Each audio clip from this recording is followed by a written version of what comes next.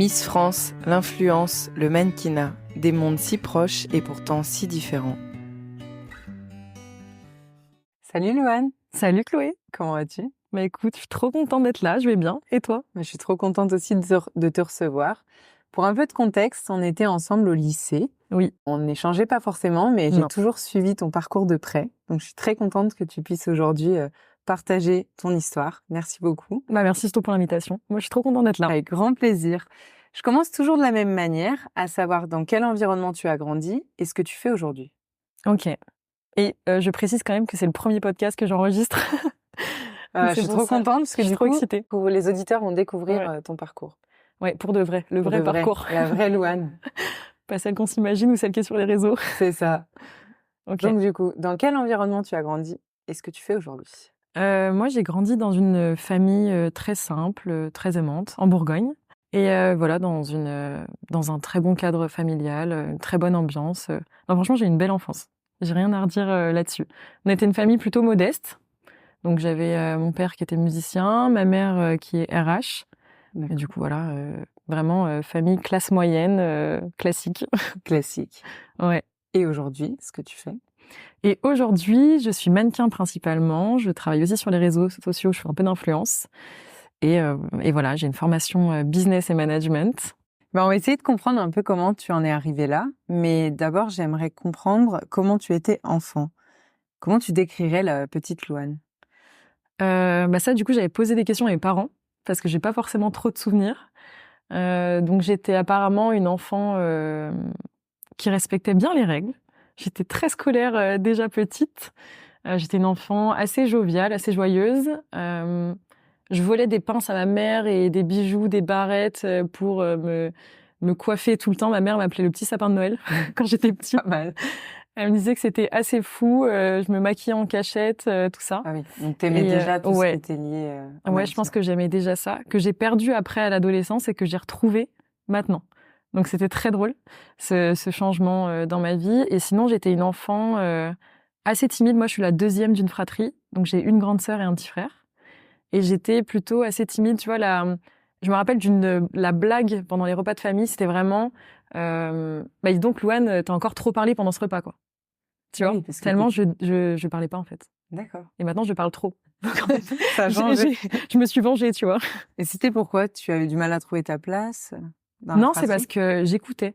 Je me rappelle, en fait, je me revois encore à table en train d'écouter les discussions des adultes et de me dire, j'avais vachement ce rapport adulte en me disant, eux, c'est les grands, c'est eux qui décident, c'est eux qui dirigent tout. Je dois les écouter, c'est avec eux que je vais apprendre comment on grandit et vraiment de me dire, ok, il faut écouter les gens qui sont autour de toi. Mais c'est bizarre de penser, ouais. Mais j'étais toute petite et je me disais, ok, vas-y, écoute.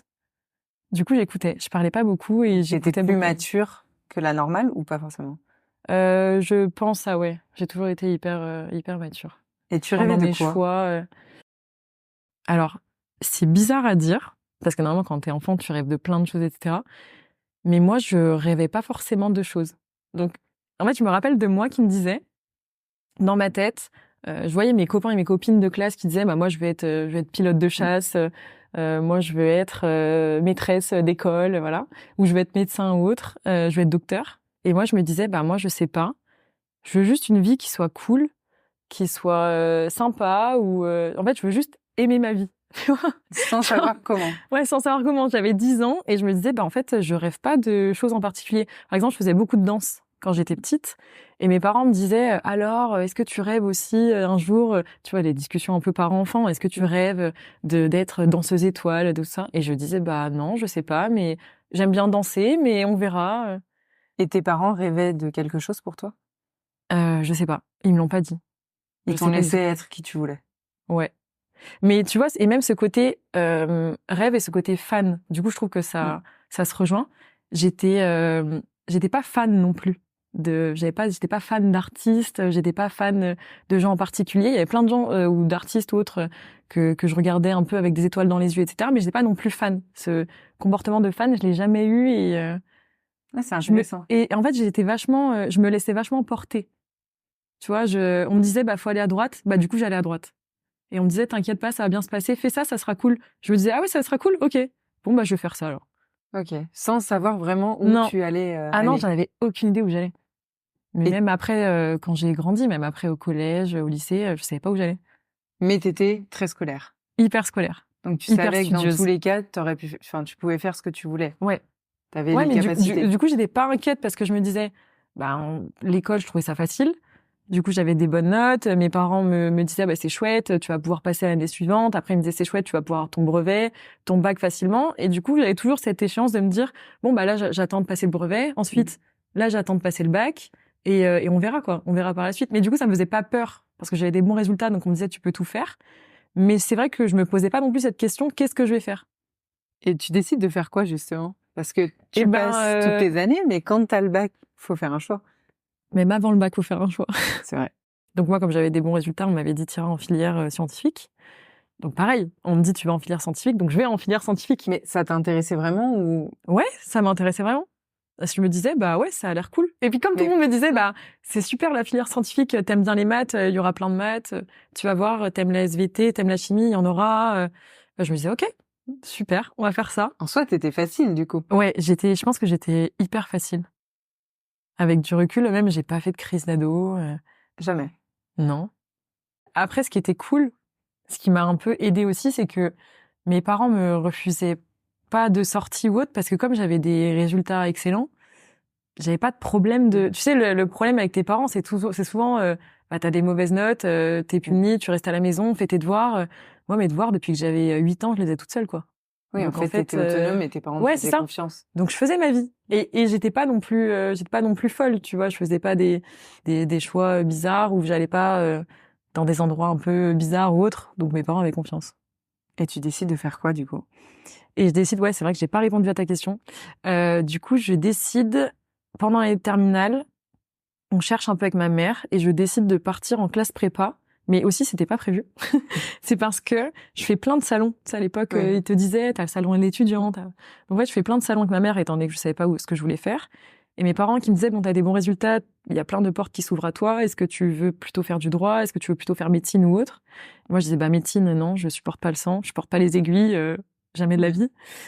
Donc, je me suis dit, pourquoi pas faire du droit? Après, je rencontre quelqu'un pendant un salon de l'étudiant qui me dit, finalement, le commerce, ça peut être sympa, etc. Donc, je me dis, ouais, pourquoi pas. Et c'est une rencontre d'une fille qui avait fait une classe préparatoire qui m'avait dit, tu devrais aller en classe préparatoire parce qu'en fait, c'est la poursuite du lycée. C'est vraiment la continuité. T'as le même cadre, t'as des professeurs, t'as le même rythme et tu continues à avoir plein de matières hyper diverses et variées. Et moi, j'avais du mal, comme je savais pas ce que je voulais faire, à me dire, ok, je vais prendre une direction et je pourrais pas changer. Même si on dit toujours que le droit, c'est vaste, etc. Ok, mais ça reste du droit. Ça reste ce côté... Donc moi, je voulais vraiment continuer à voir. Donc j'avais culture générale, philosophie, français, anglais, allemand. J'avais histoire, géo. Enfin, tu vois, j'avais plein de matières. Et du coup, je trouvais ça hyper bien le fait que j'ai pas encore à choisir. C'est ça. En fait, c'était juste le prolonger un peu le suspense, parce que tu savais pas ce que t'allais faire à ce moment-là. Ouais, c'est ça. Mais du coup, pareil, tu vois, cette fille qui me dit, ça a l'air génial. Et le côté aussi élitiste de la prépa m'intéressait. Tu vois, je me disais, écoute, je peux encore continuer à être une bonne élève, à bien travailler. Et le côté un peu challenge de me dire, ça peut être un peu prétentieux ce que je vais dire, mais au lycée, du coup, comme j'avais toujours d'excellents résultats, j'étais pas poussée dans mes retranchements. En fait, je trouvais ça facile, l'école. Je me rappelle d'un ou deux contrôles un peu compliqués en physique-chimie, mais c'est tout. Oui, tu vois. Et du coup, le côté challenge de me dire, je vais être sûrement la plus mauvaise d'une classe, ça va un peu me pousser et je vais voir jusqu'où je peux aller dans le travail, dans un peu le côté le côté challenge et le côté travailler jusqu'à épuisement, quoi. Et ça, t'étais comme ça depuis petite, le fait aimer être la première, aimer remporter les challenges? Alors non, j'aime pas la compétition. Ça, c'est fou dans c'est contradictoire, du coup. Je n'aime pas du tout être en compétition avec les gens, avec les autres. Toi-même. Par contre, c'est vraiment face à moi-même. C'est vraiment jusqu'où je peux aller. Est-ce que je peux réussir à tu vois, tu me donnais un contrôle, c'était est-ce que je peux réussir à sortir le contrôle le plus parfait, mais pas du tout en concurrence avec les autres. Au contraire, la compétition avec les autres, moi, elle me stresse, elle me freine. D'accord. Donc, tu vois, en prépa, c'est là où, du coup, c'était très, très dur. C'est devenu compliqué. Ah ouais, c'était beaucoup trop dur, la classe préparatoire. Psychologiquement. C'était beaucoup trop dur. Ça, Parce c'est que la du coup, comparaison avec les autres. Ouais, j'ai mal vécu la comparaison avec les autres. La note que tu as, en fait, c'est comme c'est un concours. En fait, classe préparatoire, ça te prépare pour un concours. Donc moi, je préparais pour le concours des grandes écoles, donc de commerce, ce qu'on appelle aussi plus vulgairement le concours HEC. Donc c'est pour entrer à HEC ou dans les grandes écoles françaises et en filière commerciale et économique. Et en fait, ta notation, comme c'est un concours, on va prendre les 100 premiers, les 200 premiers, les 300 premiers, comme en médecine. Et du coup, ils font le barème en fonction de ça. Donc, t'es noté en fonction des autres. Ah oui, donc là, c'est tout ce que tu détestes. C'est tout ce que je déteste. Et comment tu le vis? Et c'est du coup, pour moi, je vivais ça de façon hyper injuste. Parce que je me disais, mais j'ai travaillé, je connais la base, et pourtant, j'avais 5 sur 20, quoi. Ah oui. Ma première note de classe préparatoire, 0,5 sur 20. Donc là, c'est la première fois que tu ne réussis pas. Comment tu le vis? Ah ouais, ben je le vis hyper mal. J'imagine. J'ai jamais eu en dessous de 18. J'arrive et on me... en plus, c'était un cours d'anglais. Je me rappelle, la prof me détestait. Je savais pas pourquoi. Depuis le début de l'année, elle m'aimait pas. Et ça faisait 2 semaines qu'on était arrivés. On arrive... donc elle nous rend les copies et elle rend toujours en plus... franchement, elle était vraiment méchante. Elle rend les copies dans l'ordre décroissant, tu vois. Donc en fait, la copie sera rendue en dernier, et la dernière, la copie est rendue en premier. Donc me voilà avec la première copie récupérée. Et là, moi je comprends pas. Oui. Je me dis mais pourquoi elle me le donne à moi? Je parle anglais, j'ai suivi tous mes cours d'anglais, j'ai eu 17 au bac en anglais. Enfin pourquoi tu me donnes à moi ma copie? Oui. Et là elle me tend la copie, elle me dit bon je sais pas si vous avez déjà fait de l'anglais dans votre vie. 0,5. Ah c'est violent par contre. Ouais c'est violent. Quand t'as 18 ans. Que t'as toujours été bonne élève, première de la classe, et qu'on te dit bah là en fait t'es super nulle, tu connais rien en anglais, mais vraiment elle m'a tenu un discours qui était horrible. Et je me suis dit bon, ça va être sympa, j'ai 2 ans à tenir comme ça va être sympa, bonne ambiance. Bah tu m'étonnes. Et comment tu vis ces 2 années? Et en fait ce qui me sauve, c'est que je me fais un groupe d'amis qui sont maintenant mes meilleurs amis. Donc on était un groupe de 4-5 filles, et c'est elles qui m'ont sauvée. Parce qu'en fait, quand ça n'allait pas, j'avais des personnes sur qui me reposer. On s'entraînait. Donc, tu vois, on s'entraînait ensemble, on s'entraidait, du coup. Et ce côté vraiment... on était un peu... C'était nous face au monde, tu vois, face au reste du monde. Oui, t'avais réussi à trouver ton... Ouais, j'avais un petit clan, et c'était grâce à elle que je m'en suis sortie. Et le côté aussi où... je pense qu'au fond de moi, j'ai cette capacité j'ai cette persévérance et cette résilience, tu vois. Mais je savais pas à l'époque. Je savais pas. Mais je l'ai découvert vraiment en prépa. En fait, cette capacité d'encaisser les coups, je pensais pas que je l'avais. Je pensais vraiment que j'étais... donc c'est pas péjoratif non plus ce que je veux dire, mais je pensais vraiment que j'étais faible. Dans le sens où... Et pourquoi tu pensais ça? Parce que en fait, j'ai jamais été confrontée à la difficulté, et je me disais qu'il y avait des personnes autour de moi qui avaient des histoires de vie hyper dures, qui étaient toujours là, qui s'en sortaient. Et moi, j'étais très très sensible. Même, tu vois, jeune. Donc, dès que j'avais le moindre souci autre, je me mettais facilement à pleurer. Donc, en fait, je me voyais plutôt comme quelqu'un de faible, mais sans jugement, tu vois. Sans jugement de valeur. Tu vois, je dis ça de façon pas du tout péjorative. Je me disais juste, bah voilà, je suis quelqu'un qui a du mal à prendre des coups, quoi. Et là, c'est la prépa qui te révèle... Ouais, qui me révèle et qui m'endurcit. Je me suis vachement endurcie en prépa. Je suis même devenue un peu trop dure en prépa. Depuis, là, je me suis rééquilibrée. Parce que sinon, j'aurais pas d'amis. Mais non, ça m'a vraiment endurcie. J'ai appris à prendre sur moi, à comprendre le monde dans lequel on vivait. Et c'est la première fois que je trouvais le monde dur, injuste. Et je me disais, en fait, la vie, c'est ça. Ça va être des problèmes, ça va être des obstacles, et il faudra les surmonter, et c'est comme ça. Donc ça m'a vachement aidé la classe préparatoire. Moi, je pense qu'il y a une partie de qui je suis qui a vraiment été faite, grâce à la classe préparatoire. Oui, t'as compris un peu plus qui tu étais. Qui j'étais, mais même comment fonctionnait le monde. En fait, la classe préparatoire, t'as des cours qui sont tellement poussés en philosophie, enfin, c'est incroyable. Enfin, moi, j'ai adoré. En fait, je l'ai détesté, cette expérience, autant que je l'ai adoré. Et si c'était à refaire, je le refais 100 fois, tu vois. Oui. Vraiment. Parce que ça m'a construite, et c'était hyper enrichissant. J'ai jamais appris autant sur le fonctionnement du monde dans toutes les matières, dans tout, la géographie, la philosophie, la littérature. Tu parcours un peu tous les domaines de la vie en fait en classe préparatoire, la politique. Enfin, c'est très poussé. Niveau compétences et connaissances, c'était incroyable. Par contre, du coup, tu travailles. Moi, je travaillais, je sais pas, 16 heures, 17 heures par jour, quoi. Je dormais pas. Et ça, tu le vivais comment? Mal, parce que moi, j'aime dormir 9 heures par jour. Moi, j'en dors entre 9 et 10 heures par jour. Oui, c'est Donc, en fait, moi, je suis du genre à beaucoup dormir, tu vois, dans la répartition des gens. Je suis ceux qui dorment le plus. On m'appelait la marmotte quand j'étais petite, tu vois. Oui, donc là, d'un coup, ça devient plus compliqué. Bah ouais, du coup, tu dors 5-6 heures par jour maximum. Je tournais au café. J'en avais jamais bu de ma vie. Je me suis mise à boire 3 litres de café par jour. En fait, mon quotidien était chamboulé pendant la classe prépa. Et du coup, j'étais en classe préparatoire. Je précise, j'étais à Lyon, au lycée du Parc. Et en fait, le problème aussi de cette période-là de ma vie, c'est qu'en fait, c'est un fonctionnement qui est hyper dur à accepter, parce qu'en fait, la classe préparatoire, il y a des gens qui viennent de tout horizon, mais aussi, surtout, des gens qui sont préparés. Donc, c'est simple, c'est que des gens qui ont 18 de moyenne au bac, 19, il y avait dans ma classe des gens qui avaient eu 21 sur 20 au bac, quoi.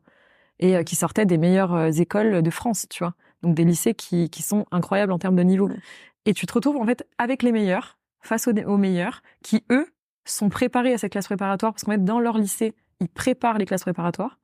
Donc, c'est-à-dire que nous, en Bourgogne, à Mâcon, moi, j'étais au lycée Lamartine à Mâcon, du coup, avec toi, et ils préparent pas, enfin, ils te préparent pas à ça, tu vois. T'es jeté dans le bain. Moi, je suis arrivée le premier jour en classe préparatoire. En maths, la moitié de la classe avait déjà fait la moitié du programme de l'année. Alors que c'est un programme qui est déjà 100 fois le niveau de celui de lycée, quoi. Oui, donc tu as dû travailler 2 fois plus que 2 fois plus. Et déjà. mais j'avais 1 an de retard dans le programme. La moitié avait fait le programme, et c'est ça aussi que je trouvais très injuste, en me disant, on part pas tous sur les mêmes bases. Tu vois, moi, je suis pas pour l'égalité, mais je suis pour l'équité. Je trouve que c'est pas pareil, tu vois, dans ma vie, on n'est pas tous égaux, on n'a pas les mêmes familles, on n'a pas les mêmes histoires de vie, on n'a pas le même caractère, le même comportement, etc. Mais par contre, je veux de l'équité. Et l'équité, j'en avais pas, même en prépa, tu vois. Et ça, je l'ai mal vécu. Ah, mais je suis complètement d'accord avec toi. Et d'ailleurs, c'est ce que je reproche au système, et surtout quand on vient d'une campagne, c'est qu'à ce moment-là, on se rend vraiment compte que c'est plus difficile pour l'après. Voilà. On n'a pas on n'a pas accès aux mêmes choses. Déjà, juste à l'information. Quand on sortait du lycée, nous, c'était catastrophique. Ah bah oui. C'était compliqué de se projeter, parce qu'en fait, on avait très peu de modèles variés autour de nous. Non, mais ça, c'est vrai quand tu dis qu'on n'avait pas accès à la formation. Ça, c'est vrai. Justement, on te disait, t'es bon élève, tu vas en prépa. C'était ce qu'on m'avait dit aussi. Moi, j'ai dit, à aucun moment je vais en prépa. Tu vois, pour le coup, je savais que ça allait pas du tout me plaire. Mais sur le coup, on m'a dit, tu feras rien de ta vie, du coup. Ah ouais? Oui. Non. Si. Parce que quand je disais, je vais aller en UT, parce que ça me correspond bien plus. Ils te disaient, l'UT, c'est pas assez bien pour toi. C'est pas assez bien. Tu peux pas aller en UT. Donc moi, si mes parents s'étaient pas battus pour que je fasse ce que je voulais, je sais pas ce que j'aurais fait. Sûrement pas le parcours que j'ai aujourd'hui, tu vois. Ok. Et c'est pour ça que je trouve que c'est bien de témoigner. Et toi, tu savais que tu voulais aller faire cette UT-là? Moi, je savais que je voulais pas faire la prépa. Ok. Parce que travailler comme une acharnée et être vraiment toute la journée dans les bouquins, c'est pas du tout fait pour moi. Et donc toi, tu te connaissais, tu savais que c'était pas adapté, et les gens te disaient, si tu fais pas ça, tu réussis pas ta vie.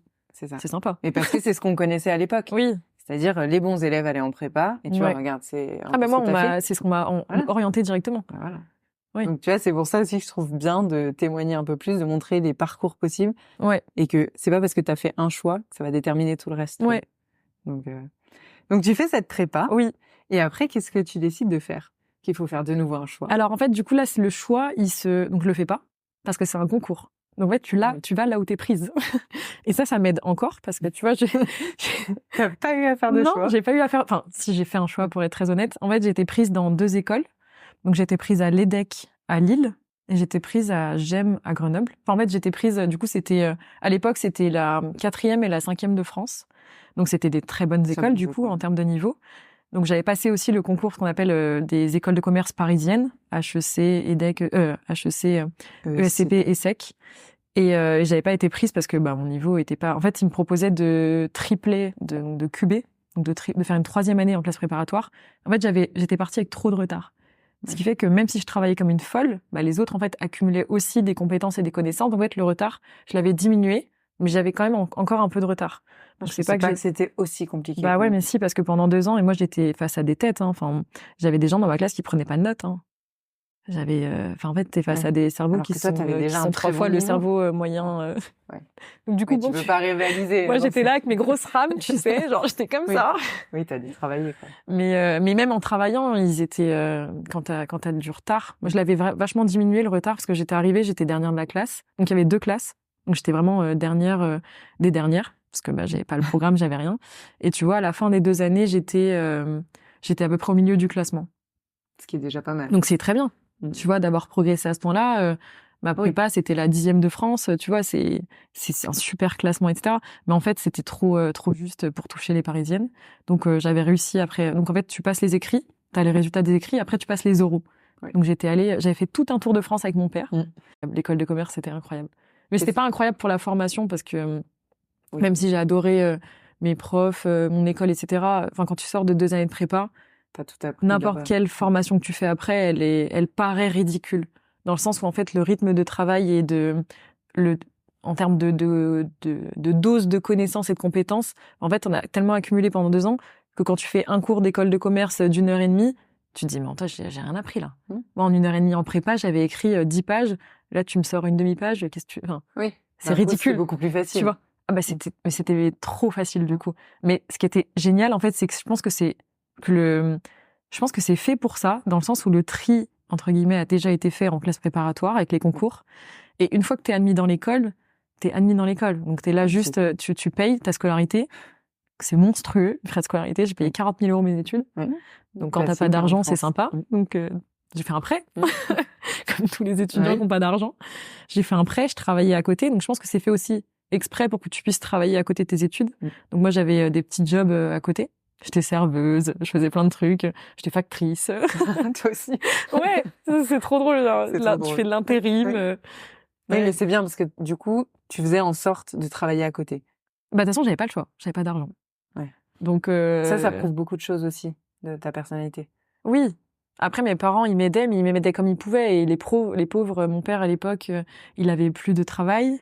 Ma mère, bah, du coup, elle était RH, donc t'as un salaire classique, tu vois, mais 3 enfants à charge. Enfin, non, 2, parce que du coup, ma sœur, elle était déjà dans sa vie active. Mais 2 enfants à charge, 40 000 €, c'était impensable de débourser. Voilà, même 10 000 €, j'aurais dû faire un prêt, quoi, pour mes études, dans tous les cas. Mais c'était pas un problème, en fait. Moi, j'avais des amis autour de moi qui me disaient, bah, je sais pas comment t'as fait avec le peu de moyens que vous aviez pour payer ça. Je dis, bah, en fait, moi, bizarrement, ça m'a pas freiné, quoi. En fait, ce qui est fou, c'est que je me suis jamais posé la question. Alors que maintenant, en fait, je pense qu'à 20 ans, tu te rends pas compte aussi des choses, tu vois. Et là, à 27, je me serais dit, je sais pas si je me serais lancée dans une aventure qui me fait débourser autant d'argent pour ce résultat-là, pour un diplôme, tu vois. Tu te dis... Après, quand t'es dans cette filière, t'as pas vraiment le choix, je trouve. C'est vrai. Donc, tu le fais, c'est ce que tout le monde fait. Oui, c'est vrai. Ça te paraît plus normal. Oui, c'est vrai. Autour de toi, bah, moi, du coup, mes amies étaient aussi en classe prépa. Elles allaient aussi dans des écoles qu'elles payaient aussi une fortune. Donc, et qu'est-ce que tu retiens de ces années d'école de commerce? La fête. J'ai jamais autant fait la fête de ma vie. C'était incroyable. Parce que là, c'était tellement différent de ce que tu connaissais. Mais comme je te dis, en fait, c'était une fois que t'étais rentrée dans l'école, c'était acté que t'étais diplômée. Oui. Donc du coup, on faisait le minimum. Et après, faire la fête. Et voilà, je me suis fait des amis aussi.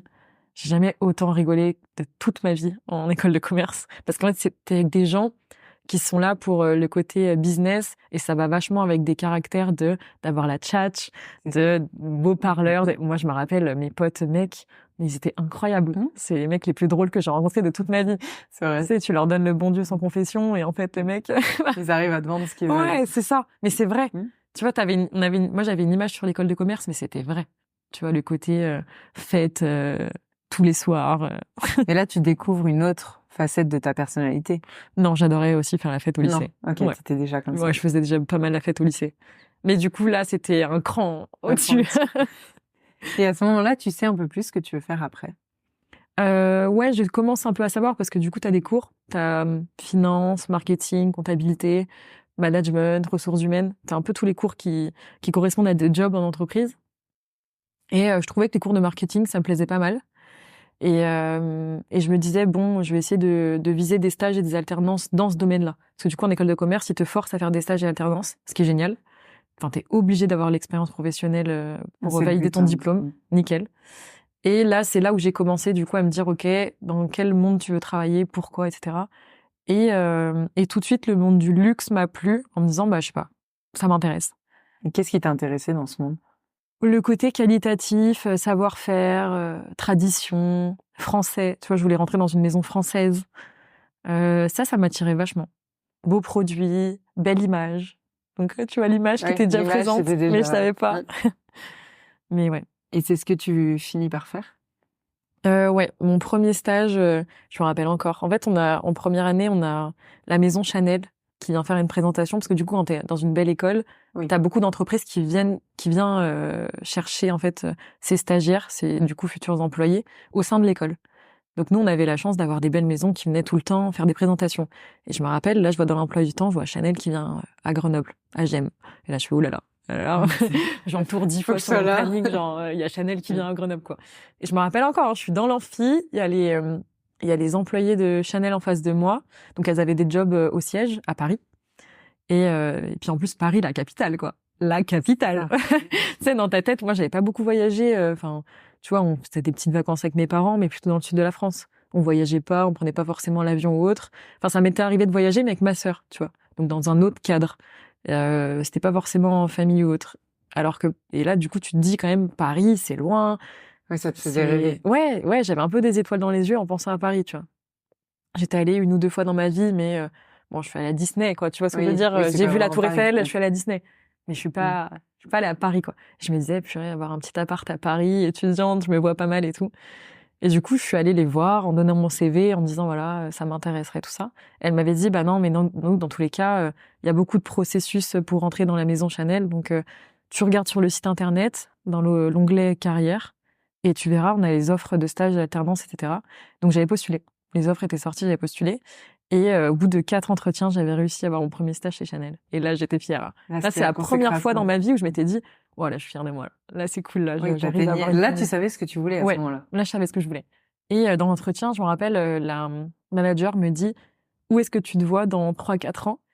Et je lui réponds, naturellement, en plus, je lui dis, directrice marketing chez Chanel. Tu sais, genre, la fille qui a pas de filtre et qui se dit, en gros, elle dit à la boss, je veux ta place, quoi. Ah oui, mais au moins, t'avais de l'ambition.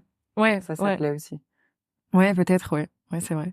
Mais du coup, voilà, j'ai commencé à faire des expériences professionnelles sur Paris.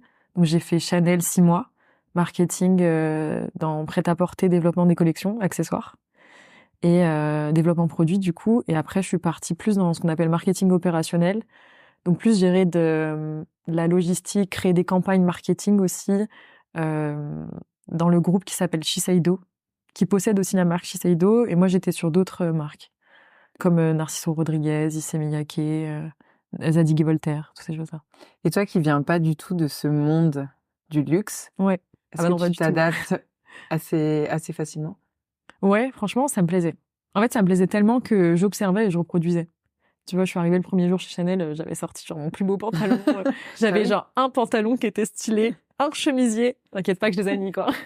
Le premier jour, mon petit sac à main, petit tout noir. Je me suis dit, il faut que je sois chic et tout. Alors, c'est ça. J'avais fait exprès d'être la plus chic possible. Après, ouais, j'ai toujours fonctionné en fait, je pense que j'ai toujours observé. Et c'est ce qui m'a un peu aidé dans la vie, cette capacité d'adaptation, tu vois. Et c'est ce que tu faisais déjà enfant. Je pense que c'est ce que je faisais enfant, ouais. Mais vraiment, chez Chanel, je me souviens, le premier jour, j'ai regardé tout le monde de la tête aux pieds. Je me suis dit, OK, s'habiller comme ça ici, faire ça. Je regardais leur comportement et au bout de 2 semaines, je parlais comme elles. Assez facilement, t'as intégré les équipes et ça s'est bien passé pour toi. Ouais, j'ai adoré. J'avais 2 femmes extraordinaires avec moi, 2 managers qui étaient top. Donc c'est pour ça que j'ai appris du coup ce monde du luxe. Et ce qui est génial dans ces stages-là, c'est que si t'écoutes un peu les conversations de tout le monde, t'apprends. C'est sur Paris, en fait, je trouve que c'est des milieux qui sont assez fermés, le luxe, la mode, etc. Et il suffit d'écouter les conversations pour comprendre les rouages, comprendre le fonctionnement et comprendre un peu ce qu'ils attendent, ce qu'ils veulent, etc. Donc c'est comme ça après que j'ai eu ma deuxième expérience dans le groupe Shiseido. Et ensuite, après, je suis partie chez L'Oréal. Mais à chaque fois, j'ai écouté pour savoir ce qu'il fallait dire, ce qu'il fallait penser, comment ils voyaient les choses pour essayer d'avoir après en entretien des choses à raconter dans l'univers. Parce que oui, c'est sûr qu'on n'est pas du tout... on vient pas du tout de ce monde-là. T'as réussi à t'adapter assez facilement. Ouais, franchement, c'était cool. Tu fais tes stages. Ouais. Tu finis ton école. Ouais. Et là, tu décides d'intégrer une maison. Qu'est-ce que tu fais? Non, du coup, en fait, avant la fin de l'école de commerce, je m'inscris à Miss France. Le fameux concours. Ça, c'est marrant aussi. Voilà. Le fameux concours, ouais. En fait, ça faisait plusieurs mois que j'y pensais. Ça faisait plusieurs fois que je regardais les élections Miss France 2018, Miss France 2019, vraiment d'un œil attentif. Tu vois, là, je m'étais bien concentrée quand en décembre, il y avait l'élection qui passait à la télé. Je me rappelle encore de Miss France 2018, je suis avec tous mes potes en école de commerce en 2e année. Et j'avais invité tous mes potes à venir chez moi pour regarder l'élection.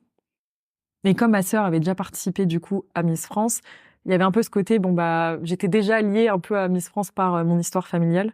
Et j'avais dit, écoutez, moi j'adore Miss France, j'ai un grand écran chez moi, venez, on se pose tous, on fait une soirée pizza et on regarde Miss France. On avait fait ça. Et je me rappelle que pendant toute l'élection, je me suis dit, est-ce que je me vois faire ça ou pas? Et je regardais pareil, je regardais leur comportement, je regardais ce qu'elles disaient, je regardais leurs attitudes et je me disais, bon, je vois que c'est des filles de base normale, qui ont l'air de venir des quatre coins de la France, c'est pas forcément que des Parisiennes ou des filles de bonne famille ou tu vois, ou de la haute société ou de classe sociale élevée, tu vois. On voyait qu'il y avait des filles qui venaient de la campagne comme nous et je me suis dit bon, c'est que ça doit être un peu faisable. Ma sœur avait pas du coup participé à Miss France et qu'elle avait remporté, ça faisait déjà 6-7 ans à l'époque. Et donc l'élection avait quand même beaucoup changé, le milieu avait changé, il y avait les réseaux sociaux qui étaient arrivés entre-temps, il y avait plein de changements dans la société qui faisaient que c'était pas la même expérience, elle, ce qu'elle a vécu versus ce qu'on voyait à la télé ou ce que moi j'ai pu vivre. Mais je me disais, même elle, de son côté, m'avait toujours dit, écoute, c'est une super expérience, si un jour tu veux le faire, fais-le. Et qu'est-ce qui t'a attiré réellement dans ce concours? Plein de choses. Le fait, moi déjà, du coup, j'avais une vie d'étudiante hyper ordinaire. Je faisais mes études, je sortais avec mes potes et j'avais des petits boulots d'étudiante. Et le côté, du coup, d'avoir vraiment une expérience extraordinaire. Et au premier sens du terme, tu vois. Hors de l'ordinaire. Je veux juste un truc qui me fasse vibrer, tu vois.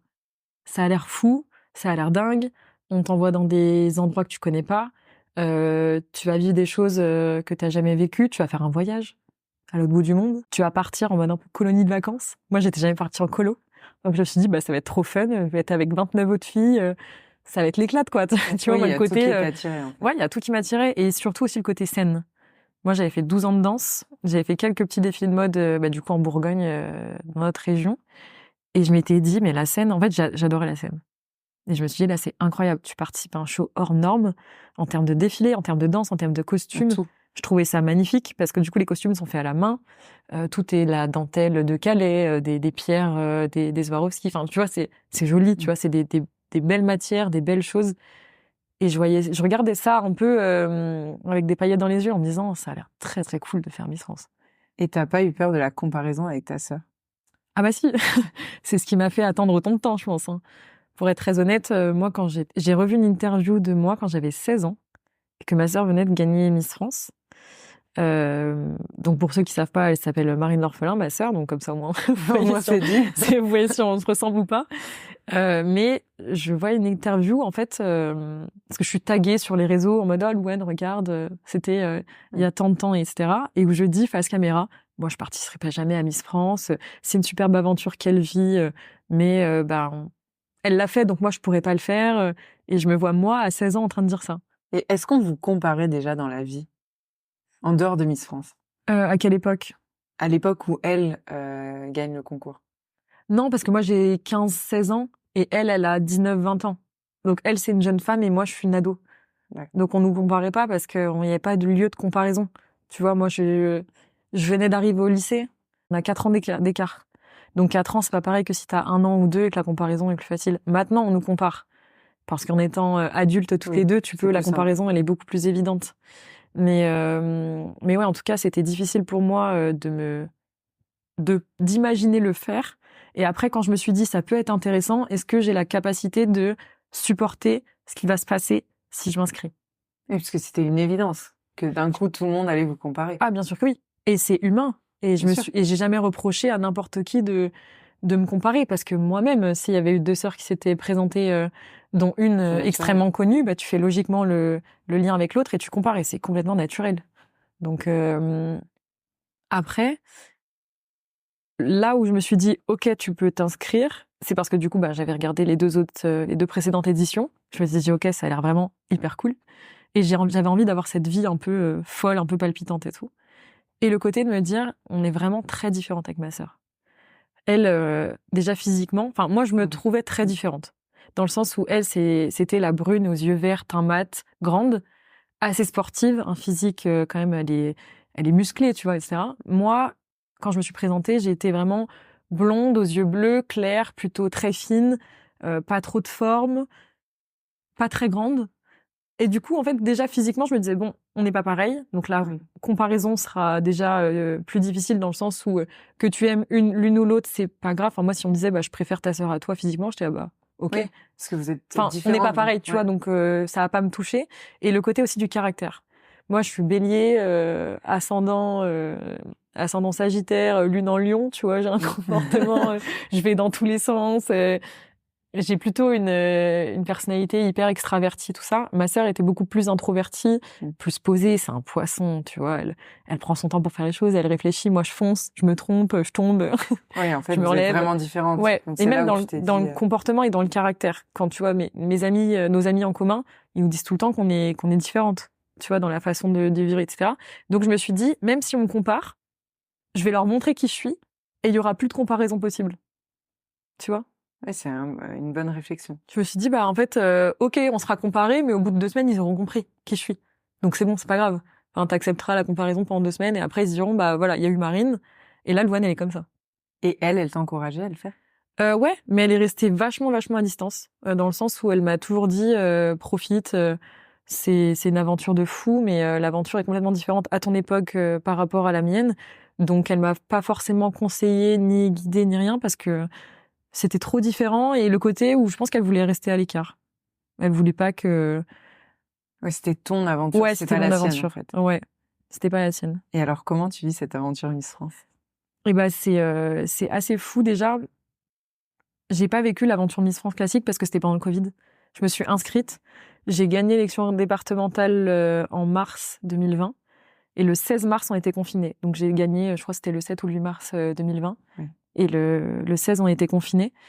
Donc en fait, j'ai pas vécu la première expérience locale et départementale. J'avais une écharpe, c'est sûr, autour du cou, tu vois, mais enfin, autour du corps, mais j'avais pas d'expérience de Miss en tant que telle, même si j'avais gagné le titre.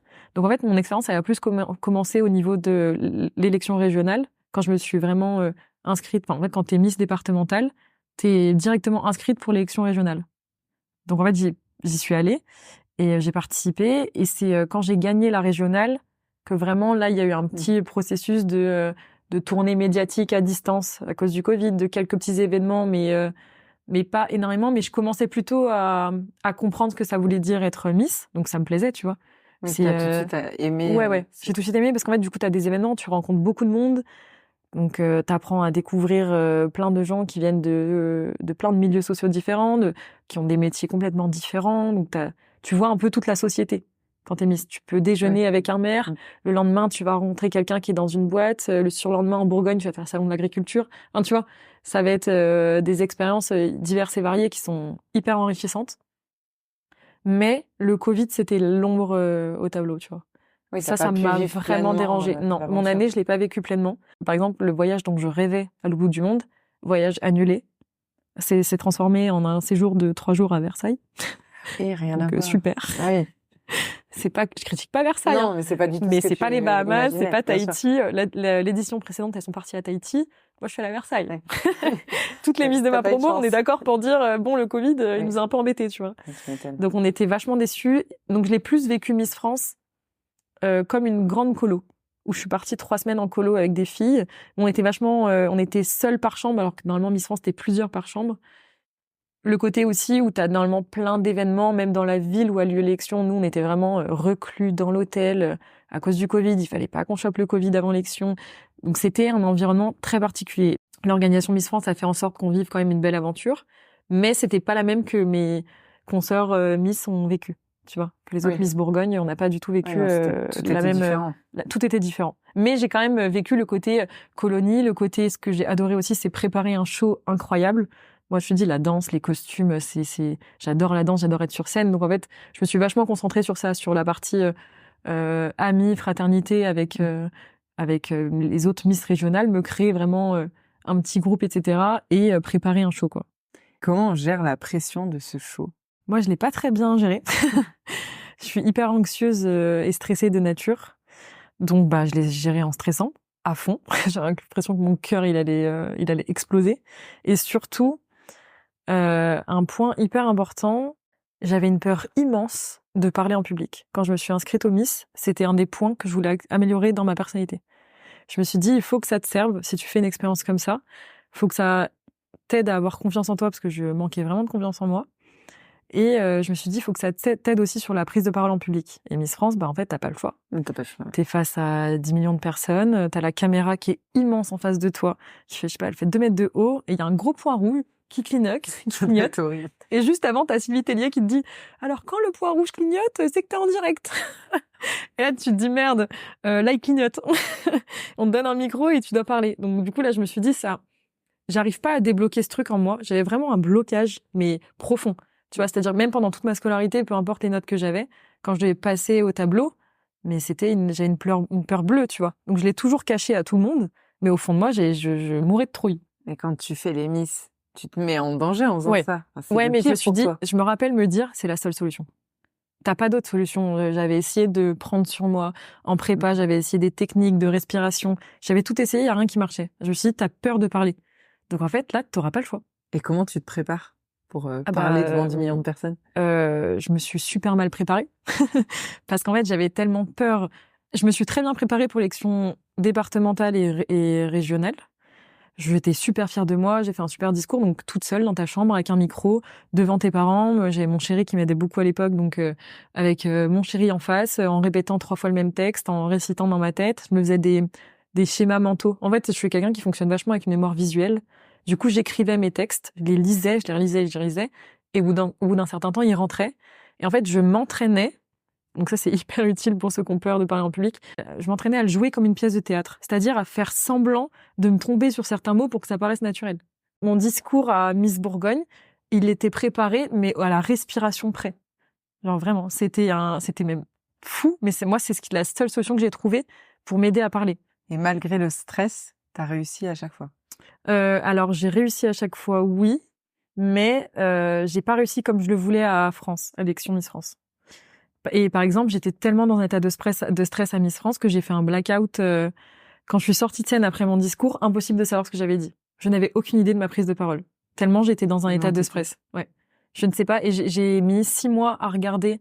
J'ai pas voulu voir le replay parce que j'avais peur de ma performance et que j'étais déçue de mon résultat à Miss France.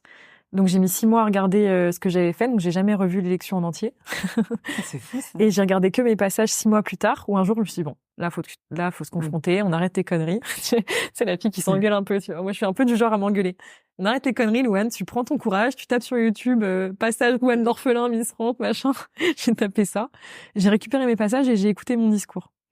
Et c'est là 6 mois plus tard que j'ai découvert ce que j'avais dit par rapport à ce que je voulais dire, mais j'étais dans un état tel de stress que j'arrivais plus à contrôler en fait. Et parce que tu as été déçue de ce que tu as dit, de ta performance? Parce que j'étais déçue de ma performance, oui, ça c'est sûr. Après mon discours, il y avait rien à redire. J'ai été très juste, etc. Mais j'ai pas réussi à montrer ma personnalité. On m'a conseillé certaines choses. En fait, c'est compliqué quand tu veux prendre la parole pour un si gros enjeu, enfin le côté Miss France, tu vois. Du coup, j'ai été conseillée par plein de personnes en même temps, et j'aurais dû juste m'écouter. Tu vois, s'il y a un bilan à faire, c'était ça. En fait, je voulais faire des blagues. Parce que moi, dans ma vie de tous les jours, je fais des blagues tout le temps, je rigole tout le temps. J'aime pas me prendre au sérieux. Et j'ai voulu faire une blague le soir du prime, tu vois. On m'a dit, non, Louane, ne fais pas de blague, ça passera pas. Ta blague, elle est pas assez bien. En fait, on m'a cassé avant de monter sur scène. Et en fait, tu pouvais pas être toi-même. Voilà. J'étais pas moi-même. Et du coup, je me suis dit, OK, il est bien mon discours, mais il est neutre. En fait, c'est moi de façon, c'est une Louane lycée, quoi, que vous avez vu à la télé. Et du coup, c'était juste ce truc-là de me dire, OK, j'ai réussi à le sortir, ce qui est déjà un exploit par rapport à ma timidité, mais j'ai pas réussi à... En fait, je me suis dit, c'est une réussite à 70%, quoi. Et comment on est censé montrer sa personnalité dans un concours de beauté comme ça? Dans les prises de parole. T'as que les prises de parole pour montrer ta personnalité. Ou les comportements de type fin de proscénium. Donc le proscénium, c'est l'avancée de la scène. Quand tu défiles, de faire des petites attitudes, de jouer, de paraître hyper enjoué, de forcer un peu sa personnalité. Mais surtout, c'est les prises de parole, où on peut voir la personnalité d'une fille et sa répartie, son humour, ces choses-là, quoi. Et toi qui as toujours été plutôt intellectuelle, bonne élève, d'un coup, tu fais un concours de beauté. Ouais, j'adore cette question. Non, mais c'est vrai, je pense qu'on se pose tous cette question quand on regarde les Miss. Ça divise, on le sait. Ouais. Chacun pense ce qu'il veut de ce concours. Mais là, d'un coup, t'es jugée pour ta beauté et pas pour ton intelligence. Comment tu le vis? Enfin, ou peu pour ton intelligence. Moins. Non, mais même pas du tout, on peut dire la vérité. On peut le dire. Moi, je suis du genre à être hyper honnête, hein. Mais bien sûr que oui, mais mes potes, ils étaient morts de rire. Mes potes en école, mes potes de prépa, c'était en mode, mais c'est trop drôle, quoi. Tu vas participer à Miss France. C'est ça. Un truc basé sur le physique. Et en fait, quand t'es dans le monde des Miss, tu vois que c'est pas que du physique. Quand t'es pas dans le monde des Miss, tu peux pas le comprendre. En fait, il y a le fait, cet écrémage qui est fait avec les élections départementales, locales, puis régionales. Si une fille, elle sait pas tenir une discussion, qu'elle sait pas se présenter correctement aux personnes, que t'as pas un minimum d'intelligence relationnelle, émotionnelle, etc., tu vas pas loin dans l'aventure. Si tu sais pas t'adapter, en fait, il faut être un caméléon, tu vois, quand t'es une Miss. Et du coup, c'est ce côté-là que les gens ne voient pas à l'écran. Nous, on le comprend très vite quand on s'inscrit dans les élections. Et les comités, en fait, ils choisissent des Miss pour aller les représenter à Miss France qui correspondent à ces critères-là. Donc, autre que physique. Qu'après, à France, c'est sûr, t'as le côté concours, où là, il faut quand même élire une fille qui soit jolie, qui présente bien, etc., qui ait un beau sourire, principalement, etc.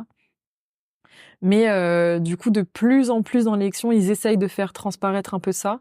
Dans les portraits, avant les portraits, ils duraient 3 secondes. Si tu regardes l'élection de ma sœur, pendant l'élection, donc elle a quand même gagné en disant 3 phrases. Elle a dit bonjour, je m'appelle Marine L'Orphelin, je suis Miss Bourgogne, je vais être médecin, au revoir. Elle a rien dit. Oui, donc l'élection, il se passait rien, tu vois. Ouais, c'était vraiment ça a vachement évolué. En fait, les gens, juste, on s'en rappelle pas. Mais le concours a vachement évolué avec la société. Tant mieux. Et maintenant, tu vois, il y a 2 prises de parole, dont une qui est complètement sans préparation. Donc, il y a une préparation, celle que je t'ai dit, le discours que j'ai fait. Et la deuxième, quand tu arrives dans le top 5, donc t'as un premier écrémage, c'est le top 15. On appelle les finalistes, et 15 finalistes. Et après plusieurs passages, donc t'as le public qui vote et le jury.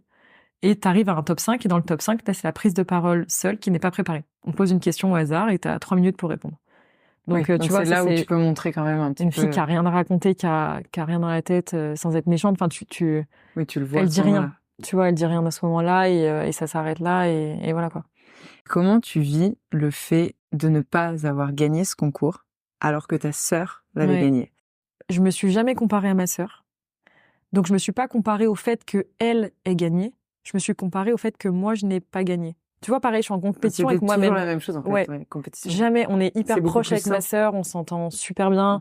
J'ai jamais été jalouse de ma sœur. Enfin, on s'est soutenus. Moi, quand elle a gagné Miss France, j'avais l'impression d'avoir gagné. Enfin, tu vois, et elle, l'inverse. À l'inverse, quand je me suis inscrite au Miss, elle avait l'impression de faire l'aventure avec moi, tu vois. Mais du coup, j'étais très déçue d'avoir eu la place de 4e dauphine de Miss France.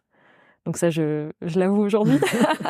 Dans ton podcast, normal, je dis la vérité. On imagine gagner. Je te dis la vérité. Je rentre en Bourgogne, tout mon interview, et je dis, je suis très contente de mon écharpe. C'était pas vrai. J'ai clairement menti. À quel moment? Bien sûr que tu voulais gagner. Non, mais si, bien sûr que si. Il y a plein de filles qui sont pendant l'élection, il y a plein de filles qui ne veulent pas gagner.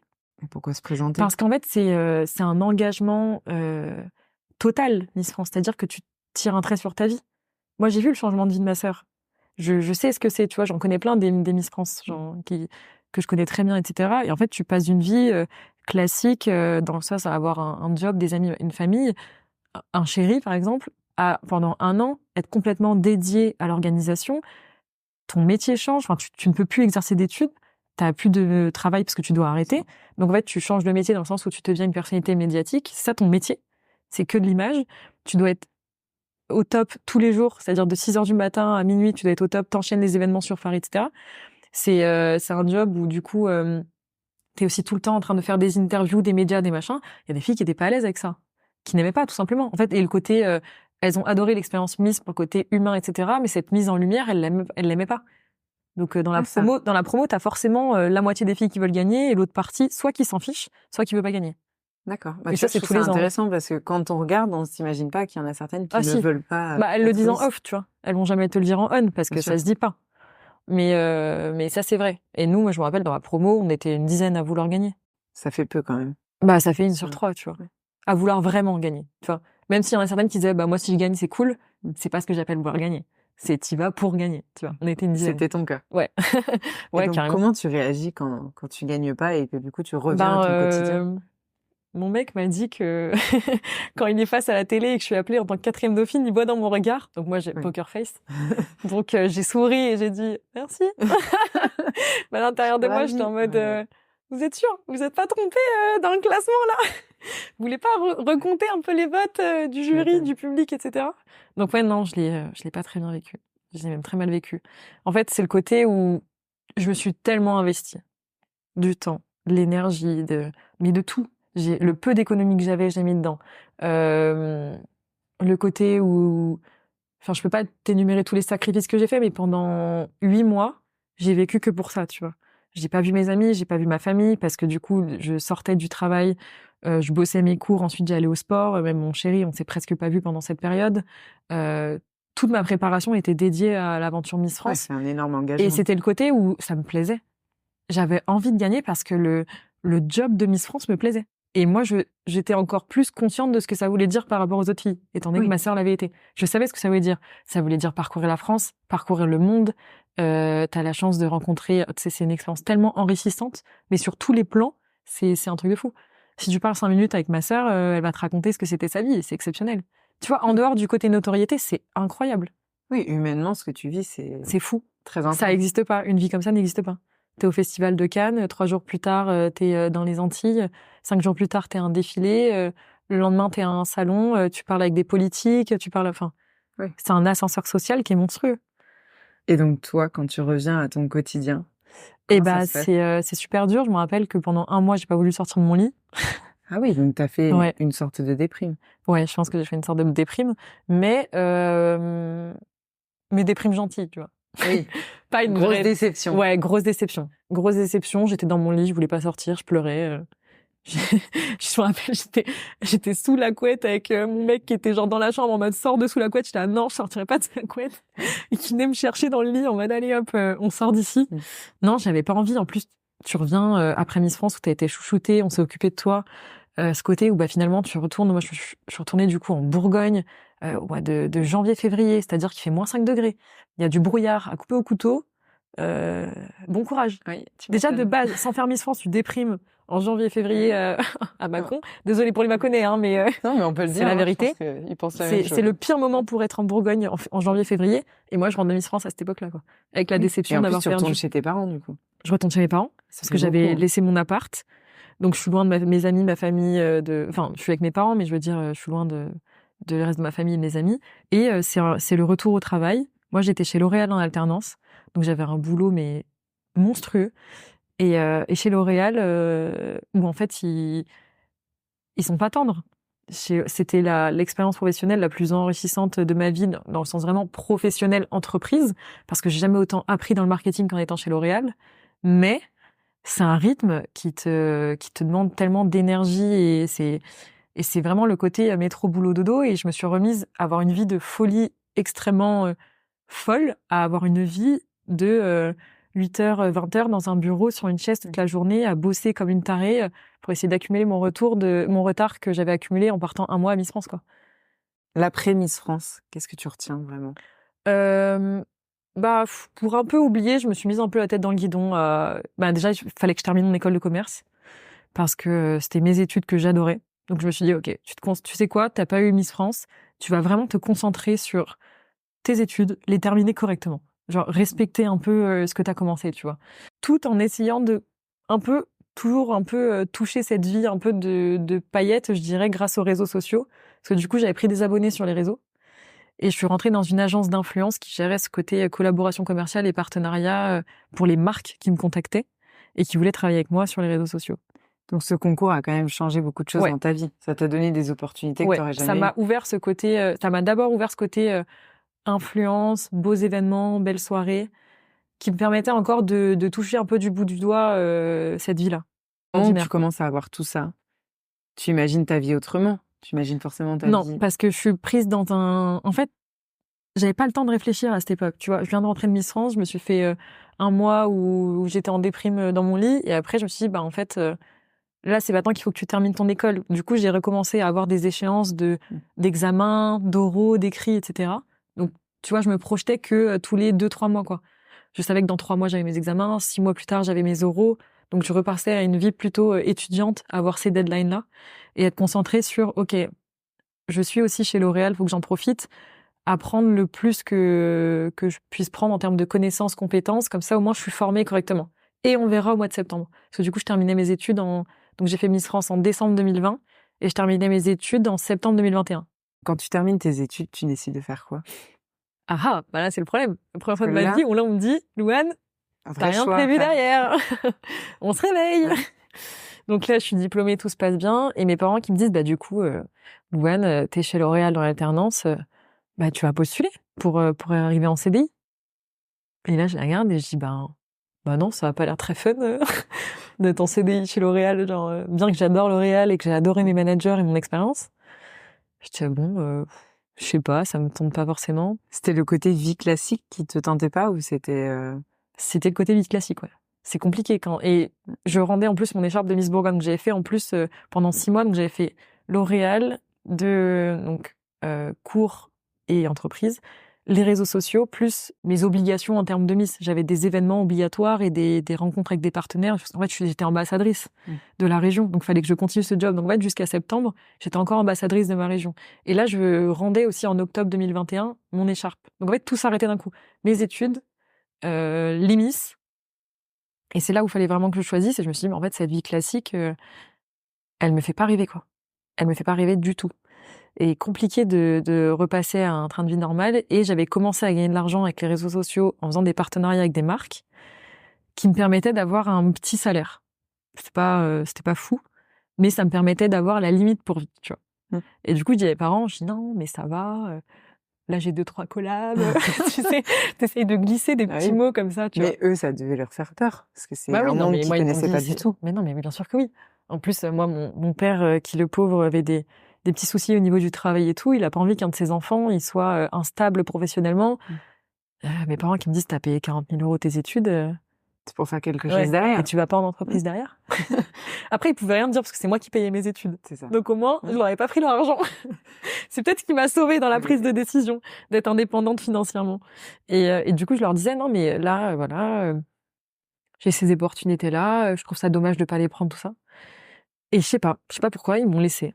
Tu vois, ils m'ont laissé faire ça. Parce que t'as jamais fait des choix complètement irraisonnés. Donc, non, mais c'était pas très raisonné non plus, hein. La vérité, c'est que c'était pas très raisonné parce que je savais pas où j'allais. Et quand on me demandait, OK, c'est quoi ton plan de carrière, ça, mais ma sœur me disait, bon, elle qui travaille avec les réseaux, qui sait ce que c'est, mais qui avait à côté un plan de carrière de médecin, parce qu'elle faisait ses études de médecine, tout ça. Elle me disait, bon, bah voilà, toi, t'as fini avant tes études par rapport à moi, mais maintenant, tu fais quoi?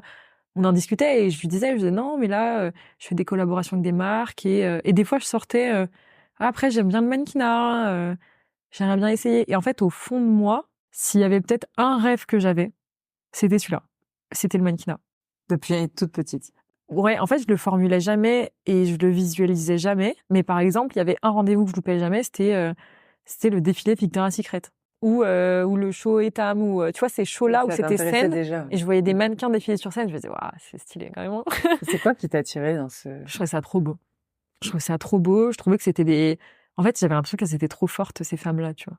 Mais fortes au sens premier, tu vois. Que c'est des femmes fortes, genre puissantes. Ouais, je me disais, mais c'est des stars, quoi. Elles sont en train de défiler sur un podium, elles sont belles, elles dégageaient plein de choses positives, tu vois. Ouais, donc tu voulais ressembler à ces femmes-là. Ouais, je me disais, même pas forcément leur ressembler, mais le côté où je trouvais ça génial, ou quand je voyais une belle campagne, je me disais, waouh, les images, elles sont quand même très, très belles. En fait, j'avais un goût pour l'esthétisme, et je me disais, ouais, c'est quand même très beau de partir. Enfin, je trouvais que c'était un projet qui était joli de créer ces choses-là Mais même, je me disais, ça se trouve, je bosserais dans l'organisation de défilés ou, tu vois, mais oui, dans cet environnement-là. En fait, c'était l'environnement qui t'attirait. Ouais, l'environnement m'attirait. Et du coup, c'est vrai donc, du coup, je reprends là où je me suis arrêtée, mais en discutant avec ma sœur ou avec mes proches, le côté mannequinat ressortait des fois. Le côté, j'aimerais bien faire un peu de mannequinat, voilà. Mais pas à 100%, comme je suis maintenant, tu vois. Et t'as eu des opportunités assez rapidement? On m'a proposé, oui, j'ai fait quelques shootings. Et ça s'est super passé, mais pas autant que je voulais. Et pareil, sur les réseaux sociaux, j'étais en agence, donc du coup, compliqué de gérer moi-même ma propre image. Et avec du recul, j'aurais dû me séparer de mes agences beaucoup plus tôt. J'aurais dû faire toute seule. En fait, j'étais avec des agences et des agents qui avaient d'autres talents ou d'autres personnes en priorité. Et moi, je sentais que je passais toujours au second plan. Sauf que pour développer la carrière de quelqu'un, t'as besoin d'être complètement dédié à lui, ou du moins de croire en lui. Et j'étais pas très bien entourée à cette époque-là. En fait, j'étais trop gentille. J'étais beaucoup trop gentille. Et pareil, le côté, tu viens de Bourgogne, tu sors de Miss France, la vie est belle, tout est beau, tout est rose, tout ça. Je venais d'arriver à Paris parce que du coup, je terminais mon alternance chez L'Oréal. Le Covid s'était un peu arrêté. Donc, j'avais repris un appartement sur Paris. Je terminais mes études, tout ça. On me disait, bah voilà, t'as une collaboration avec telle personne. T'inquiète pas, le budget, je l'ai négocié. Bah, tu fais confiance. Et mon accompagnement était vraiment pourri. J'avais personne qui pensait à ma carrière sur le long terme. Et même quand je faisais des rendez-vous avec mes agents, mes agences, etc. Oh, mais t'inquiète, ça va aller, là. Oh, mais regarde, là, t'as un nouveau projet. Et c'était que des choses ponctuelles. Tu vois, il n'y avait pas de développement sur le long terme, ou même à moyen terme, tu vois. Et à quel moment tu décides de tout gérer toute seule? Bah, en fait, en vieillissant, tu vois, je me suis rendu compte que j'arriverais pas à créer une carrière dans ces domaines-là qui soit plus sur le long terme. Et je me suis dit, bon, là, à un moment, j'ai pas le choix. J'arrêtais pas d'en parler justement à ces personnes-là qui m'entouraient. Et je sentais qu'il y avait personne derrière qui me disait, ouais, moi, je crois en toi, moi, on va aller loin. Enfin, un discours que t'as un peu envie d'entendre, tu vois. Ou même s'ils me le disaient, dans leurs yeux, c'était pas vrai. Oui. C'était pas vrai. Et je sentais que j'étais là. En fait, j'ai senti qu'à chaque fois, j'étais la 5e roue du carrosse, quoi. Et du coup, je me suis dit, au bout de 1 an, donc là, on arrive en 2022, où je me dis, bon, là, ça va pas le faire. Il faut que je change d'entourage. Et j'avais pris plein de cafés, en fait, dans Paris. J'avais fait un peu une stratégie en mode école de commerce, donc là où mes études m'ont servi. Et un jour, je m'étais posée, j'avais pris mon ordi, une feuille, un papier, je me suis dit, bon, comment ils font les gens pour réussir dans ce monde, tu vois? Et comment ils font les gens pour se faire un réseau? Et mon chéri qui me dit, mais t'as qu'à DM des gens sur Insta, t'as qu'à proposer des cafés, vas-y. Tu veux réussir sur les réseaux, dans le mannequinat, dans tout, essaye de comprendre comment ça fonctionne. Et à partir de ce moment-là, tu comprendras les rouages, le fonctionnement, tu mettras en place une stratégie et tu vas vers ça. C'est ce que tu avais fait quand t'es arrivé en stage. Ouais. Là, il fallait faire la même chose, mais observer, comprendre, ouais. Sauf que quand t'es en stage, t'es déjà dans l'univers. Enfin, je veux dire, t'es dans une même pièce avec des personnes. T'as juste à écouter. Là, finalement, j'étais seule dans mon appart et il fallait que moi-même j'aille à la rencontre de ces personnes. Et c'est là où je pense les Miss, ça m'avait aidé aussi parce que ça m'a débloqué ce côté timidité. J'avais pris confiance en moi, je savais bien m'exprimer.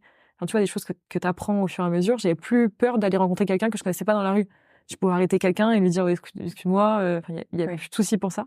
Du coup, je me suis mise à écrire, tu vois, 2022-2023, je me suis mise à vraiment écrire à tout Paris, quoi.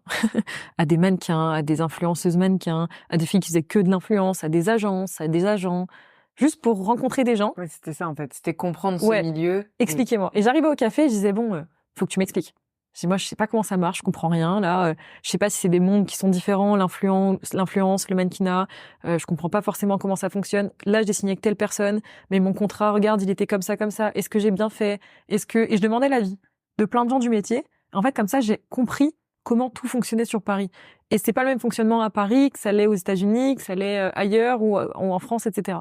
Comment tu te positionnes dans ce milieu? Et ben, c'est là où je me suis rendu compte qu'en fait, l'influence, c'était pas moi. Il y a un côté très fake dans l'influence qui est pas du tout ce que je suis. Je suis hyper, tu vois, j'ai pas trop de filtres, je suis très directe. Même le côté, j'aime les moments, j'adore faire des photos et des vidéos, j'adore ça. Mais j'aime que ce soit du vrai. Tu vois, qu'on pose une caméra pour filmer une scène, pour faire genre, je fais un unboxing, un machin, c'est pas moi, quoi, tu vois. C'est soit t'es en train de me filmer et je suis en train de faire un truc en même temps et je vais avoir envie de le poster parce que ça s'est vraiment passé comme ça. Mais reproduire des scènes où ce côté-là de l'influence assez fake me dérange. Ouais, tu pouvais pas être vraiment toi-même. Ouais, je pouvais pas être moi-même. Et le côté où des fois, c'était compliqué, le côté accepter de l'argent versus quelle est la qualité de ce produit. Je l'associe à mon image, je le propose aussi en achat à des personnes qui me suivent. Donc je suis aussi responsable, j'ai une grosse responsabilité sur la consommation en fait des followers que je vais avoir. Je veux pas leur vendre n'importe quoi, je me sentais pas forcément hyper légitime aussi. Tu vois, pourquoi moi à 24 ans, je te vendrais mieux un rouge à lèvres qu'une conseillère beauté, tu vois, qui a fait des études pour ou voilà. Et du coup, ouais, c'était un écosystème qui était particulier, l'influence. Mais j'ai réussi à me faire des beaux contacts. J'ai eu des belles amitiés dans l'influence que j'ai encore maintenant. Mais au bout de 6 mois, 9 mois, 1 an, j'ai compris qu'en fait, ce qui me faisait vraiment vibrer, c'était quand je faisais des photos, des vidéos, mais plus en mode shooting en fait. Et je me suis dit, ok, mais en fait, c'est le mannequinat. Et je voyais des parcours de filles qui avaient fait Miss France, mon année, qui étaient dans le mannequinat. Et quand je voyais un peu ce qu'elles faisaient, je me disais, ouais, ça a l'air trop cool quand même. Alors, comment tu fais pour intégrer ce nouveau monde? Bah, là, problème, parce que du coup, je suis déjà âgée, entre guillemets. À 24 ans, c'est déjà... Bah ouais, 24-25, là, du coup, j'arrive à 25 ans. Et bah ouais, c'est vieux parce que la carrière d'une mannequin, elle commence à 16-17 ans, tu vois. Ou au pire 18-19. Oui, Mais pas à 25, tu vois. Moi, j'étais personne à Paris, personne ne me connaissait dans le mannequinat. On me connaissait un peu dans l'influence, on me connaissait beaucoup dans les Miss. Et sachant que l'influence, le mannequinat et les Miss, c'est 3 mondes qui sont différents, 3 univers qui sont différents, qui se mélangent pas forcément. Et le fait d'avoir fait les Miss, ça t'a pas ouvert des portes directes pour le mannequinat? Bah non, parce qu'en fait, le mannequinat, ils aiment pas les Miss. Parce qu'une Miss, y a beaucoup de préjugés et de suppositions. Enfin, une Miss, ça va être souriant, joyeux, lisse, fille parfaite, tout ce qu'on n'aime pas dans le mannequinat. Le mannequinat, si tu regardes les photos campagnes, les défilés, c'est pas une fille qui a un magnifique sourire Colgate, tu vois. Oui, non, c'est vrai. C'est plutôt je pensais être quand dark, même qu'il y avait être... des opportunités à la suite de ce concours. Oui, mais ça restera dans des petites marques. Moi, je vois les choses en mode carrière à chaque fois. Donc, si je veux être mannequin, je veux être une mannequin qui travaille avec... Et pareil, ce côté où je retrouve un peu ce que j'aimais dans le monde de l'entreprise, le côté luxe, haut de gamme, premium. Donc, je me suis dit, si je veux aller dans le mannequinat, bien sûr que travailler pour des petites marques, ça va m'intéresser si le produit est bon. Mais ce que je vise au fond de moi, ça va être des belles campagnes, des gros budgets, des grosses marques, parce que je voulais des grosses productions pour faire les plus belles images. En fait, je veux aller plus haut à chaque fois que je vais quelque part, tu vois. Dans les Miss, je voulais gagner. Après, quand je suis allée dans l'influence, je me suis dit, bon, bah, je vais essayer d'arriver à faire des co-créations avec des marques, à avoir le plus d'abonnés. Finalement, c'était pas moi, donc je suis passée à autre chose. Mais là, maintenant, quand je suis dans le mannequinat, je veux avoir la plus belle carrière possible, tu vois. Et alors, comment tu t'y prends pour intégrer le monde? J'ai contacté des agences. Je suis rentrée en agence de mannequin. Pas du tout d'influence. Donc, en fait, il y a vraiment les deux qui existent, les agences d'influence et les agences de mannequinat. Influence qui gère des influenceurs, mannequinat qui gère des mannequins. Et vraiment, les deux domaines sont distincts. Et moi, du coup, en étant en agence déjà, en agence d'influence, j'ai signé dans une agence qui faisait que du mannequinat pour vraiment scinder les deux. Sauf que, à nouveau, j'ai été très mal entourée. Donc, au lieu de commencer ma carrière, compliqué. Hyper dur. Mais à chaque fois, j'ai dû me battre. Et quand je fais un bilan de là où j'en suis, je mets toujours du temps à faire les choses. Mais parce qu'à chaque fois, j'ai du mal à m'entourer. Je tombe jamais sur des gens qui ont confiance en moi et qui me disent, OK, on va aller loin, on va réussir. Et comment tu l'expliques? Je sais pas. Franchement, j'en ai aucune idée. Je sais pas, je peux pas te répondre à cette question. Mais j'étais vachement déçue. Du coup, pendant 1 an, j'étais en agence sur Paris. En plus, très belle agence. Sur le papier, si je te dis qui c'est, tu connais forcément. Enfin, voilà. Et en fait, j'avais des agents qui s'en foutaient de moi, quoi. Et le mannequinat, c'est aussi un monde assez impitoyable, surtout sur Paris. Parce que Paris, en fait, c'est une des 3 capitales de la mode du mannequinat dans le monde. Donc, en fait, t'as les plus belles mannequins et les top mannequins passent forcément par Paris durant leur carrière. Que tu viennes de n'importe où dans le monde, tu passeras par Paris, comme les Parisiennes vont aussi à Milan et à New York, tu vois. T'as un peu un triangle, voilà. Et comment tu gères cette comparaison? Parce que du coup, t'es entourée des meilleurs. C'est hyper dur. Si je suis entourée des meilleurs, j'arrive pas. Je contacte la terre entière, je réponds à tous les castings sur les réseaux, je vais en casting, ça se passe mal, j'arrive pas à bosser. Et là, pendant 1 an, c'est hyper dur. Je continue à faire des collaborations sur les réseaux, donc pour gagner ma vie, pour avoir un minimum de salaire. Mais dans le fond, ce que je veux, c'est être mannequin. Je vais en casting, mais j'y arrive pas. Mais un peu comme je compare toujours ce job de mannequin au métier d'acteur. Tu vois, tu te formes, faire une place tu sais que tu as un potentiel ou que du moins c'est ce dont tu rêves. Et souvent, je trouve que quand t'aimes un truc, tu le travailles tellement que tu deviens bon, tu vois. Donc tu te dis, bah moi, je voyais les campagnes, les choses. J'avais fait des petites photos et des vidéos dans le monde des Miss, quelques shootings. Je voyais ce que je rendais, je me disais, bah ça va, tu vois, c'est que ça doit passer, c'est que je pourrais essayer d'avoir cette marque. Et non, à chaque fois, j'étais jamais prise, jamais. Donc échec sur échec sur échec pendant 6 mois, 1 an, quoi. Et là, comment tu fais? J'ai tous mes proches qui me disent, que ce soit mes potes, ma famille, la famille de mon chéri, qui disent, bah, en fait, même s'ils me le disent pas, je le ressens. Le côté, bon, Louane, t'essayes, mais ça marche pas, quoi. Est-ce que t'es sûre? J'ai mes parents au téléphone, mon père, ouais, mais du coup, t'as pas de job, bon, bah, écoute, t'as essayé, c'est pas grave. Je commence à voir les phrases, t'as essayé, c'est bien, t'as essayé déjà. Tout ce que je déteste. Oui. Ça me rend folle. Le t'as essayé, non, mon père qui me dit, non, mais bravo, mon père m'appelle Joubidou au passage, c'est très drôle. Bravo Joubidou, t'as essayé, c'est cool.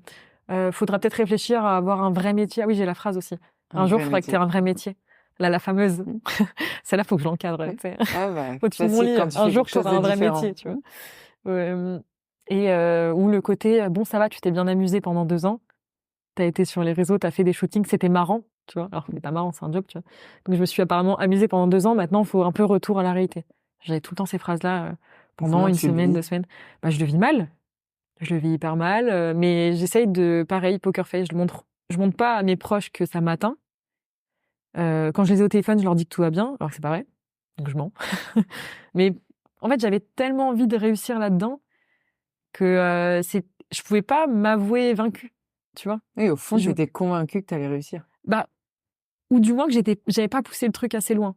Tu vois, si là, à l'heure actuelle, quand on se parle maintenant, si là, j'avais toujours pas réussi à travailler et à vraiment avoir un salaire avec le mannequinat, je me serais dit, bon, là, ça fait 3 ans, au bout de 3 ans, faut peut-être passer à autre chose. Tu vois, là, je suis quelqu'un de réaliste quand même. Donc, je me serais dit, bon, de façon pragmatique, t'as tout essayé, ça marche pas. T'as contacté la terre entière, passe à autre chose. Mais là, je me disais, ok, t'as pas assez poussé le truc. Tu vois, j'avais une to-do list de plein de bullet points et j'avais pas tout fait. J'avais pas changé d'image. Déjà aussi, l'image compte énormément sur Paris. Quand j'allais en événement, dans l'influence ou quand j'avais des dîners de Miss ou autre, on me disait, ah oui, Louane la Miss. Ah et du coup, dans la tête des gens, toujours, ça faisait quand même 3 ans que j'avais terminé Miss France en 2023.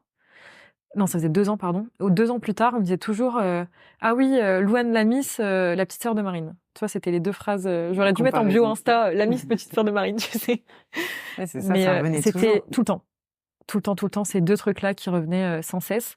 Et ce que j'ai fait, c'est que pendant 3-4 mois, j'ai cleané mon compte Insta, j'ai archivé toutes mes publications de Miss, etc. pour que j'ai enlevé Miss France de ma bio. Et quand je me présentais, ça m'arrivait de mentir plein de fois dans des castings. Ils me disaient, ah mais l'orphelin, ça me parle. Mais vous avez pas un lien avec les Miss et tout? Je disais non. Vous devez vous trouver. Tu devais mentir pour. Ouais, j'ai un peu menti dans certaines. Même il y a des personnes qui me disaient, ah mais t'avais pas été Miss régionale, t'es pas fait Miss France et tout. Je disais franchement non, vous devez vous tromper. Et je disais ah ouais, on l'a dit souvent, je ressemble à une fille, mais non, c'est pas moi. Donc ça m'arrivait de mentir pour qu'en fait juste casser cette image. Et j'allais en événement d'influence. En fait, j'utilisais l'influence pour avoir accès. En fait, l'influence, c'est t'as des collaborations sur les réseaux sociaux, t'as de la création de contenu de toi-même à proposer à tes abonnés. Et le 3e point dans l'influence, c'est les événements. Donc les marques font des événements, elles t'invitent, et toi tu fais des stories et des posts sur ce que tu vis avec les marques. Donc t'es pas rémunéré, mais tu vas dans des événements où il y a beaucoup de monde. T'as les gratins parisiens, t'as des gens qui sont influents, t'as des gens qui ont des gros réseaux, etc. Et du coup, je me servais de ça. Donc je faisais tous les événements sur Paris. Et j'arrivais, je disais bonjour. On me disait, tu fais quoi dans la vie? Je disais, je suis mannequin. Et c'était pas le cas dans le sens où je gagnais pas ma vie avec le mannequinat. Enfin, c'était ce que je voulais être. C'était ce que tu voulais être. Et du coup, je leur disais, je suis mannequin. Ah, d'accord, mais tu bosses beaucoup et tout. Ouais, je bosse beaucoup. En fait, je me suis dit, j'arrive pas à réussir. Donc, je vais faire croire aux gens que je bosse. Et peut-être que là, au moins, ils me proposeront des trucs. Et de fil en aiguille, les gens ont changé d'avis sur moi. Et quand j'allais après, au bout de 3-4, j'ai vu que ça a mis 3-4 mois à prendre. Et au bout de 4 mois, j'avais changé mes publications, ma façon de communiquer. Je mettais des stories sur les réseaux pour dire comme si je shootais, tu vois. Je faisais comme si, en fait. Un peu le fake it until you make it. Tu vois, j'avais pas le choix parce que j'avais tout essayé. Je me rappelle, c'était ma dernière truc, j'avais écrit fake it until you make it. Tu vois, de me dire, soit tu fais semblant et ça va marcher, soit voilà. Et au bout de 3-4 mois, ça a pris. Et j'allais en événement, les gens me disaient, alors le mannequinat, ça avance et tout. Et je me dis, ok, c'est la première fois que j'entends cette phrase. C'est que les gens pensent que je suis mannequin. C'est bon. Je vais y arriver. Changer d'un coup. Ouais. Et du coup, mon entourage a changé d'avis. J'ai commencé à avoir des jobs, à poster mes jobs. Et en fait, en postant, les gens se sont dit, ah, ok, d'accord. Et j'avais d'autres personnes qui me contactaient en me disant, j'ai vu que tu avais bossé avec un tel, du coup, je suis intéressée. Ou, tu vois. Ouais, en fait, il fallait prouver. Et à partir du moment où tu as eu tes premiers contrats. Mais l'image, surtout, l'image de changer ton image. Et même maintenant, quand on me demande si j'ai fait les Miss, je dis tout le temps, ah ouais, mais ça, c'était il y a très longtemps. Alors qu'en vrai, c'est pas le cas, tu vois, c'était il y a 3-4 ans, 3 ans. Est-ce qu'aujourd'hui, tu dirais que les Miss, du coup, ça te dessert plus d'avoir fait les Miss que ça t'a servi? Non, il y a eu du positif comme du négatif. J'ai un exemple en tête, mais je vais faire un casting. Maintenant, les réseaux sociaux comptent, même quand t'es mannequin. Et c'est arrivé que je fasse un casting, on me dise, ah ouais, t'as quand même des abonnés sur les réseaux, c'est cool, si on te prend en tant que mannequin. Et ces abonnés, je les ai eus grâce à Miss France. Donc en fait, j'ai trouvé que les Miss, ça a été un frein avant. Ça a été un gros frein. Au lieu de mettre 1 an à travailler, j'ai peut-être mis 2 ans, 3 ans, tu vois. Et un frein aussi pour savoir vraiment quelle carrière je voulais avoir, un frein par rapport à un entourage qui n'était pas forcément du tout adapté. Mais maintenant, j'essaye de le tourner à mon avantage. Comment tu imagines ta vie dans les prochaines années? Toi qui as toujours un plan précis. Là, du coup, ça fait vraiment 1 an que j'arrive à très bien travailler en mannequinat, donc je suis trop contente. T'as atteint ton objectif. Ouais, pas encore. Tu t'en rapproches. Je m'en rapproche. On va dire que je m'en rapproche. Non, je veux pousser encore le truc pour travailler encore avec des plus belles marques, faire encore des plus grosses campagnes. J'aimerais, je pense. En plus, là, je me dis, si je le dis avec toi, c'est que ça va se réaliser. Ouais. Enfin, ça doit se réaliser. Tu sais, de formuler les trucs. Bah oui. Bon, allez, je balance. Allez, j'assume. Allez. Non, j'aimerais aussi peut-être partir à l'étranger pour essayer de tester, parce que une mannequin, ça bouge, tu vois. Même dans moi, l'idée que je m'en faisais, c'était, limite, t'as pas pu avoir ton voyage à l'autre bout du monde avec Miss France, tu l'auras avec le mannequinat. Tu vois. Donc l'idée de bouger pour bosser à l'étranger, etc., ou de rentrer en agence ailleurs. Est-ce que ça t'est jamais arrivé de travailler à l'étranger? Si, mais via des contrats français. J'ai une agence à Londres qui s'intéresse à moi. Et du coup, j'aimerais bien que, tu vois, j'ai des petites antennes. Il y a plein enfin, les mannequins, en général, elles ont 3-4 pays dans lesquels elles travaillent, tu vois. Et j'aimerais bien pouvoir, ou sinon aller aux États-Unis, ou, mon frère il part en Australie la semaine prochaine. Je me suis dit, on va peut-être aller en Australie. Pourquoi pas? Ouais. En soi. J'aimerais bien. Oui, ce serait ça, c'est continuer à faire ton métier. Ouais. Mais à l'étranger. Ouais, enfin, avoir une base à Paris et des antennes pour bouger. En fait, le côté voyage me manque maintenant. Et j'ai envie de l'associer avec le mannequinat. Et puis, c'est très stylé de pouvoir voyager dans son métier. Enfin, moi, en tout cas, ça me plaît énormément. Et après, le côté où je me dis que le mannequinat, c'est un temps. C'est ce que j'allais te demander. Ah bah C'était oui. exactement ma prochaine question où je me disais, comment on gère quand on sait que ce métier, on ne pourra pas l'exercer toute une vie? En fait, moi, je le prends comme un métier passion. Dans le sens où, ok, je vais avoir la chance dans ma vie de vivre de ma passion. Tu vois, c'est plus ça, comme ça que je le vois, et prends ce qu'il y a à prendre et pousse le curseur au maximum. On s'en fout de toutes les critiques que t'as, on s'en fout de tout ce qu'on te dit. Tu vois, moi, je vais en shoot, je commence à mentir sur mon âge, quoi. Parce que on me dit, ah bah voilà, t'as cet âge-là. Ouais, tu commences à être trop vieille. Ouais, je commence à être trop vieille. Mais je le dis pas. Je me dis, bon, peut-être que, pareil, le fake it until you make it. Oui, si ça passe en soi. Si ça passe, je vais essayer de pousser le curseur encore pour aller plus loin, faire des plus beaux jobs dans le monde entier, etc. Et on verra quand ça va s'arrêter. Mais d'essayer d'aller le plus loin possible pour être hyper satisfaite de cet objectif, tu vois. J'ai adoré mes études. C'était un objectif pour moi de faire des études, des belles études, des grandes études. Et j'ai adoré les faire et j'ai fait les études que je devais faire et je suis trop contente et je suis allée jusqu'au bout. J'ai adoré les Miss, mais pour moi, c'est une expérience qui a été où je suis pas allée jusqu'au bout. Et même le côté concours international, j'aurais rêvé, ça c'était vraiment un de mes rêves, de faire un concours international, de représenter la France. Donc pas forcément d'être Miss France, mais le côté où tu peux arriver première dauphine, deuxième dauphine de Miss France et être amenée à faire Miss Monde, Miss Univers. Moi, tu m'emmènes à Miss Univers et c'est bon, je peux mourir demain, tu vois. Et pourquoi ce côté international? Je sais pas, ça me plaît. Le côté aussi fierté nationale, tu vois, porte-drapeau un peu, tu vois, comme les sportifs de haut niveau qui veulent représenter leur pays. Tu vois, j'ai ce côté que j'ai adoré quand j'ai eu l'écharpe de Bourgogne. Enfin, je sais pas, ce côté fierté, servir, mais au sens de je te sers, tu vois. Je te sers à quelque chose et comme quelqu'un qui fait l'armée qui va servir son pays. Tu vois. Et ça me plaît beaucoup. Et donc dans les Miss, j'ai pas réussi à faire cette expérience jusqu'au bout, dans le sens où j'ai pas réussi à faire un concours international, qui pour moi était la dernière étape. Après le national, t'es international. Et du coup, j'aimerais y arriver dans le mannequinat.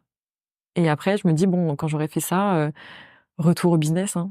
Mon école de commerce, j'ai adoré les entreprises, soit m'associer avec quelqu'un, soit peut-être mon chéri, il essaye d'être entrepreneur, d'avoir des projets à lui, etc. Si ça fonctionne et qu'on est toujours ensemble, je travaillerai avec lui. Ou parce sinon, que maintenant, tu as quand même un côté entrepreneuriat aussi dans ta vie de tous les jours. Ouais, du coup, là, ce que je fais, en fait, là, du coup, je suis 100% mannequin. Donc, j'ai des agences et des agents dans le mannequinat qui me placent sur des castings et sur des jobs. Et le côté influence, je le gère à 100% toute seule. Donc, oui, c'est sûr, gestion de l'image, les rendez-vous, négociation avec les marques, la création de contrats, et après, tout ce qui est la paperasse, administratif, facture, etc. Donc oui, je fais tout toute seule. Et c'est vrai que c'est hyper cool d'être libre. Et je pense que j'aurais du mal à retourner au salariat. Ça.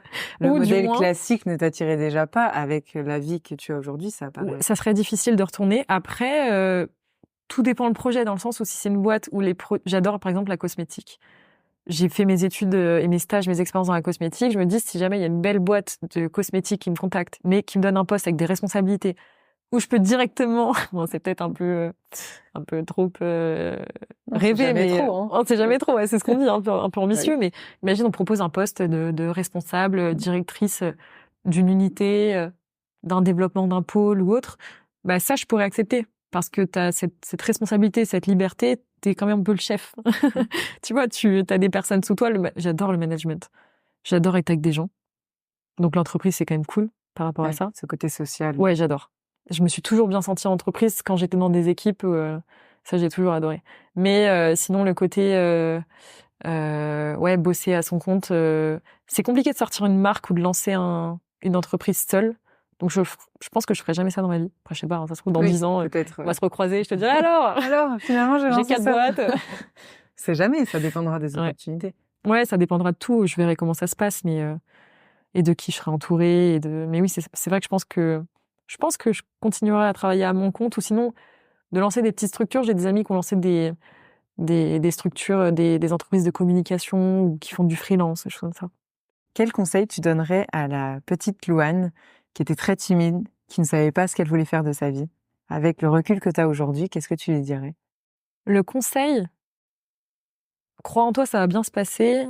Le côté aussi où je me dirais, vas-y plus vite, plus tôt. Il y a plein de choses où j'ai mis vraiment du temps à faire certaines choses. Du temps à me décider, à prendre des décisions. J'ai du mal à prendre des décisions. Une fois que les prises, ça va. J'ai du mal à me décider ou à me dire allez, courage, on se lance, c'est pas grave et peu importe ce que les autres pensent, tu vois. Après, c'est plus facile à dire qu'à faire. Quand t'as 20 ans, c'est trop dur de se détacher du regard des autres. Ouais, voilà. De se détacher du jugement, c'est très dur. Là, tu vois, à notre âge, bon, ça va, maintenant, j'ai réussi vachement à me détacher. En plus, par rapport aux choix que j'ai faits, ils ont rarement été compris par mon entourage, ma famille ou autre. Donc maintenant, je sais ce que c'est que de se prendre des remarques et de se dire, ok, ça me passe vraiment au-dessus de la tête, je m'en fous, je fonce. Mais à 20 ans, même à 23 ans, tu vois, quand je terminais les Miss et qu'on me disait, faut faire ci, je faisais ci, alors que j'avais pas forcément envie, tu vois. Toi qui as toujours détesté la comparaison aux autres, ouais. Comment tu fais pour gérer aujourd'hui? Parce que c'est clairement ton quotidien de comparer aux autres. Oui, je sais pas. Je sais pas, je me concentre sur moi. J'essaye d'oublier, tu vois, c'est vrai que c'est dur quand t'es en casting et que... Franchement, j'ai débloqué un truc en moi. À mes 24-25 ans, j'ai débloqué un truc où je me suis dit, c'est bon, vraiment, pense qu'à toi. Je sais que quand je vais, par exemple, exemple du casting où t'es forcément en comparaison avec les autres, je vais me préparer du mieux que je peux par rapport aux clients que j'ai en face de moi. Et si j'estime que je suis préparée, je vais avoir confiance en moi et je vais me dire, ok, si t'échoues, c'est pas grave, t'as tout donné. Mais je vais pas regarder les filles quand je vais arriver en casting. C'est vrai que avant, je faisais ça. Parce que logique, tu vois, tu te compares, tu regardes physiquement, tu regardes le book de l'autre fille, tu te dis, ah ouais, putain, elle a fait des beaux jobs, elle a fait des belles photos, bah c'est sûr qu'elle va être préférée. J'avais pas mal tendance à me rabaisser. Et maintenant, je me dis, bon, non, là, t'es prête, tu mérites, t'as bossé pour, tu sais qui est le client, tu sais ce qu'il attend, tu donnes le meilleur de toi, et si ça passe pas, c'est que c'était pas pour toi. Tu reviens un peu toujours à la même chose. J'essaye de me concentrer sur moi. Ouais, je me concentre sur moi. C'est pas évident, mais... Non, c'est pas évident. Mais maintenant, j'y arrive bien. Mais ça fait pas longtemps, tu vois, ça fait 2-3 ans. Même pas, 1 an, 2 ans. Oui, c'était le temps d'apprendre réellement à te connaître et d'assumer qui tu es. Ouais. Mais le fait d'avoir eu beaucoup de critiques aussi pendant les Miss, ça m'a vachement aidé. Donc, comme on en revient au sujet entre Marine et moi, tu vois, la comparaison, je pense que je l'ai tellement eu, mais tellement qu'à force, ça me fait plus rien. J'étais un peu aseptisée de ce truc-là. En fait, c'était... Donc, ça m'a pas dérangée pendant les Miss parce que je m'étais créé une carapace. Et je m'étais dit, dans tous les cas, tu vas te faire démolir sur les réseaux, tu vas te faire comparer. Et je me suis pris des vagues de haine et tout, mais monstrueuses, quoi. Je me suis pris des 10 000, 15 000 messages hyper insultants. Elle sert à rien, elle est là parce que sa sœur a payé. Enfin, mais des messages, t'as pas envie de les lire. Ça se voit que moi, j'ai lu des trucs, mais horribles. Genre, quand elle prend la parole, en plus, moi, c'était ma peur la plus grande. Quand elle prend la parole, ça se voit qu'elle est débile, vaut mieux qu'elle ferme sa bouche. Mais des trucs... Et comment tu réagissais? Au début, tu pleures, t'as pas le choix, tu le prends. En plus, moi, j'étais hyper sensible. Et après, tu te dis, bon, 3e, 4e, 5e, tu regardes le profil, tu vois que c'est Bernard du 58 qui vit avec son chien et qui a pas de vie sociale, donc tu dis, bon, ça va. Ouais, si c'est Bernard qui pense ça, c'est pas grave, tu vois. Donc, t'arrives à essayer de façon... T'apprends à te détacher du regard des autres, en fait. T'apprends à te détacher et Et le côté où cette comparaison m'est vachement revenue dans le visage 2-3 ans plus tard, en 2023. Je me rappelle, j'avais mis des petits messages sur les réseaux un jour, j'en pouvais plus. Je commençais à travailler dans le mannequinat, donc à avoir un salaire dans le mannequinat, un salaire via l'influence, donc via mes collaborations avec les marques. Et en fait, en postant le mannequinat, etc., j'entendais des messages, alors qu'il faut savoir que le mannequinat, ma sœur est pas du tout dans le milieu. Je me suis fait complètement seule, parce qu'en fait, les Miss, ma sœur est du coup dans le monde des Miss, et un petit peu dans les médias, mais c'est pas du tout le monde du mannequinat. Donc moi, quand je vais en casting, personne me connaît, mon l'orphelin, il n'est pas connu, tu vois, ou c'est vraiment j'ai fait plein de jobs où personne même la connaît, tu vois ce que je veux dire? C'est des mondes complètement à part. Dans ce monde-là du mannequinat, je commençais à travailler et j'ai commencé à me prendre plein de remarques. J'allais en événement, on me disait ah ouais, ça y est, tu fonctionnes, putain, merci ta sœur, hein, ou tu vois des phrases comme ça. Et ça m'a rendue folle un jour et j'ai pété un câble sur les réseaux où j'ai mis un message arrêtez cette comparaison. En fait, je l'acceptais dans les Miss parce que c'est moi qui ai voulu rentrer dans ce milieu où elle existait déjà. Donc j'ai ma part de responsabilité et j'assume complètement cette comparaison et je l'attendais, tu vois. Ensuite, dans l'influence, ok, parce qu'elle est sur les réseaux, elle a beaucoup d'abonnés, ok. Mais là, je suis dans le mannequinat, c'est-à-dire un monde qui n'a rien à voir. Ma sœur n'a pas été mannequin dans sa vie, tu vois. C'est vraiment des mondes qui sont différents. Elle connaît pas les photographes avec qui j'ai shooté, elle connaît pas les vidéastes. Enfin, c'est très rare, tu vois. Elle connaît pas les clients, les marques, etc. Et là, j'ai dit, là, par contre, faut me lâcher les baskets, là. Ouais, c'est ça. En fait, les gens pensent que sa notoriété te sert c'est ça. au quotidien. C'est ça. Et en poussant un peu ce petit coup de gueule, entre guillemets, sur les réseaux, il y a plein de gens qui m'ont écrit et j'ai parlé avec beaucoup de gens qui avaient des comparaisons aussi avec leurs frères, leurs sœurs, leur père, leur mère qui étaient connus, plus ou moins, etc. Et c'était hyper intéressant comme discussion. J'ai beaucoup échangé avec Annabelle Varane, qui s'est présentée au Miss la même année où son frère était dans l'équipe de France quand ils ont gagné la Coupe du Monde. Du coup, elle, pareil, quoi. T'es là parce que ton frère a payé, elle avait rien demandé, etc. Et du coup, tu vois, en parlant un peu avec plein de gens qui étaient un peu dans mon cas, dans ma situation, on se comprenait. Et je me suis dit, bon, là, ça m'atteint encore 3 ans après, c'est pas normal. Dans ta tête, faut que tu te mettes des œillères. Et depuis ce jour-là, c'est terminé. Ouais, t'as réussi à passer outre et... Ouais, je me suis dit, là, faut être plus fort, là. Je me dis, c'est pas eux qui vont gagner, c'est toi. Ouais, pour le coup, t'as pas le choix d'être fort dans ce je me suis un peu matrixée toute seule en me disant, bon... Mais tu sais, j'ai pleuré un bon coup. Ça aide de pleurer, hein, ça je conseille aussi. J'ai pleuré vraiment 3-4 jours et après, je me suis dit, allez, c'est bon. Il faut y aller. Ils ont gagné, ce que tu veux. Ils m'ont atteint, mais là, ils m'atteindront plus. Donc en fait, maintenant, même quand je reçois des messages sur Insta méchants, je m'en fous. Ouais, mais t'as raison. Mais il vaut mieux parce que sinon, c'est invivable au quotidien. Oui, c'est sûr. C'est sûr. Mais moi, j'ai des amis qui sont sur les réseaux et qui ont aussi toujours beaucoup de mal avec les messages de haine, avec... C'est normal, ça atteint forcément. Ou avec ces messages de « t'as réussi parce que tu connais, machin, c'est pas grâce à toi. » Voilà. Et je t'ai demandé d'emmener un objet. Oui. Est-ce que tu peux me dire quel est cet objet et pourquoi? Oui, c'est la montre que j'ai au poignet. C'est ma montre Frédéric Constant. C'est la montre qui m'a été offerte par le comité Miss Bourgogne le soir où j'ai gagné l'élection de Miss Bourgogne. Et j'adore cette montre parce que du coup, elle me quitte plus depuis cette élection de Miss Bourgogne. Et je pense que c'est aussi là où un peu un nouveau chapitre de ma vie a commencé, tu vois, avec les Miss, le côté arrivé dans le monde de l'image, ensuite l'influence qui a ensuite mené au mannequinat. Donc voilà, c'est un peu mon objet que j'adore. C'est une belle montre, tu vois, elle est faite dans des superbes matières. Elle est élégante, elle est aussi hyper adaptable. Parce que tu peux la mettre, enfin vous la voyez pas vous à l'écran, mais elle est bleue. Ouais, j'aime trop ma petite montre. Et elle va autant avec un look journée qu'avec une robe de soirée, talons aiguilles. Donc elle me suit un peu de partout, tu vois.